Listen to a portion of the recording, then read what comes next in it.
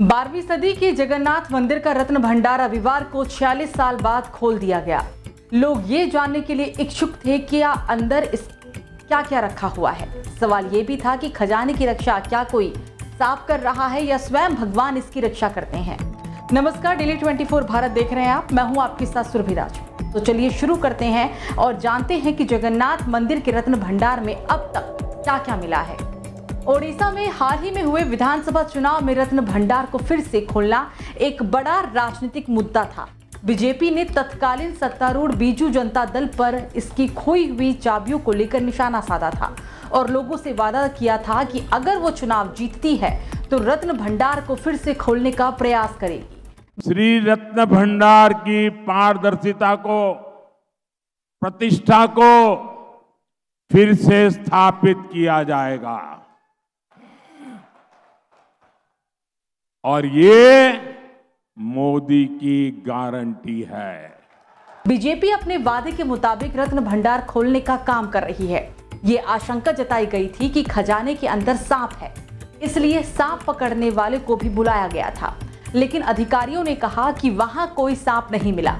रत्न भंडार खोलते वक्त 11 लोग मौजूद थे। सबसे पहले रत्न भंडार के बाहरी कक्ष को खोला गया और वहां रखे सभी आभूषणों और कीमती सामानों को मंदिर के अंदर स्ट्रांग रूम में स्थानांतरित किया गया। स्ट्रांग रूम को सील कर दिया गया। इसके बाद अधिकृत व्यक्ति खजाने के आंतरिक कक्ष में दाखिल हुए। वहां 3 ताले थे। जिला प्रशासन के पास मौजूद चाबी से कोई भी ताला नहीं खोला जा सकता था, इसलिए मजिस्ट्रेट की मौजूदगी में तीनों ताले तोड़ दिए गए। अलमारियों और संदूकों में रखे कीमती सामान का निरीक्षण किया गया। रत्न भंडार में रखे गए कीमती सामान को ले जाने के लिए लकड़ी के 6 संदूक मंदिर में लाए गए। इन संदूकों के अंदरूनी हिस्से में पीतल लगा हुआ है। एक अधिकारी के मुताबिक सांगवान की लकड़ी से बनी ये संदूक 4.5 फुट लंबी, 2.5 फुट ऊंची और 2.5 फुट चौड़ी है। रत्न भंडार की खजाने की शिफ्टिंग की प्रक्रिया जारी है। पुराने सर्वेक्षण के मुताबिक रत्न भंडार में क्या क्या है, इस पर भी एक नजर डालते हैं। अंग्रेजों के वक्त पहली बार रत्न भंडार के कोष का एक डिटेल्ड सर्वेक्षण हुआ था। साल 1805 में पुरी के कलेक्टर ने रत्न भंडार का लेखा जोखा तैयार करवाया था, जिसके मुताबिक तब इसमें सोने और चांदी के 64 आभूषण, 124 सोने के सिक्के, 1297 चांदी के सिक्के, 106 तांबे के सिक्के, 24 सोने के ही मोहरे और 1333 वस्त्र थे।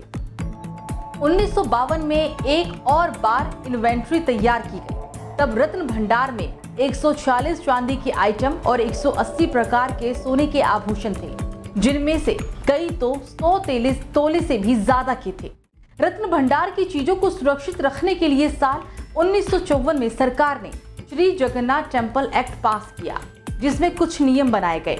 इन नियमों के तहत ही समय समय पर भंडार को खोले जाने और आभूषणों के रखरखाव की व्यवस्था भी बनाई गई थी, लेकिन ये काम सही से नहीं हो पाया। इसलिए साल 1978 में ओडिशा सरकार ने गवर्नर BD शर्मा की अध्यक्षता में एक कमेटी बनाई, जो मंदिर के उचित प्रबंधन के सुझाव दे सके। इसी कमेटी ने आखिरी बार रत्न भंडार के रत्नों की इन्वेंट्री भी बनाई थी। इस आखिरी इन्वेंट्री से पता चलता है कि भीतरी रत्न भंडार में 43.64 किलो के 367 सोने के जेवर और 148.78 किलो के 231 चांदी के जेवर थे। भीतरी रत्न भंडार को आगे 2 बार और भी खोला गया था, हालांकि तब इन्वेंट्री नहीं की गई थी। इसके बाद भीतरी भंडार खोला नहीं गया। रत्न भंडार से जुड़ी और खबरों को जानने के लिए देखते रहिए डेली 24 भारत। नमस्कार।